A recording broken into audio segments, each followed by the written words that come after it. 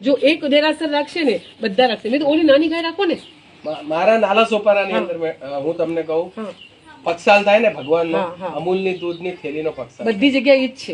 પછી તમે કોઈ દેવી ક્યાંથી પ્રસન્ન ગાયના દૂધ ઘી ની 10 ગ્રામ ઘી તમે લોકો રોજ ઘરે અમે લોકો અત્યારે નેનો હવન ગીત તૈયાર કરી રહ્યા છીએ. કારણ કે આવનારો સમય છે ને, ભલે અત્યારે હમાસ ને આ લોકો ઇઝરાયલ લડે છે, આવનારું વોર છે ને ઈ વાયરસ વોર થશે અને તમને મારશે બધાને. એવી રીતના કે તમે અસ્થમાથી પીડિત થઈ, તમારો હાર્ટ ફેલ થઈ જશે, તમારે કિડની ફેલ થઈ જશે, તમારા શરીરમાં ચીપ લગાવશે, એ લોકોને ડીપોપ્યુલેટ કરવા જ છે બધાને. તો ત્યારે તમારે ઘરની અંદર રોજ ખાલી 10 મિનિટ હવન થશે ને તો આખા ઘરનું વાતાવરણ ચેન્જ થઈ જશે.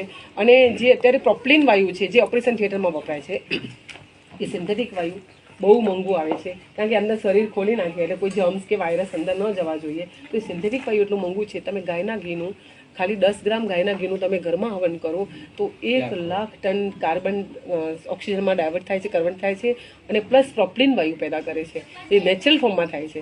તમારે મસ્તીથી ખરેખર જીવવું હશે ને તો આવી પ્રાચીન પરંપરાઓ પાછી લાવવી જ પડશે. એટલે આ લોકો હવે કદાચ મારું નેક્સ્ટ ડે એક ભાનુશાલી સમાજની જ આખી ઝૂમ મિટિંગ છે અને આપણે 100 પરિવારોનો ત્યાં ટાર્ગેટ કર્યો છે. 100 પરિવારના બધા એનાલિસિસ કરવામાં આવે છે, એના બોડીમાં શું શું ફરક છે. પછી 90 દિવસ સુધી જંક ફૂડ નહીં ખાય, ગૌ આધારિત ખેતીથી ગાયનું દૂધ, દહીં, ઘી, છાશ અને એના ખેતીથી ઉત્પાદિત અનાજ, ઔષધિ, બધું ફળ વગેરે એનાથી લેશે.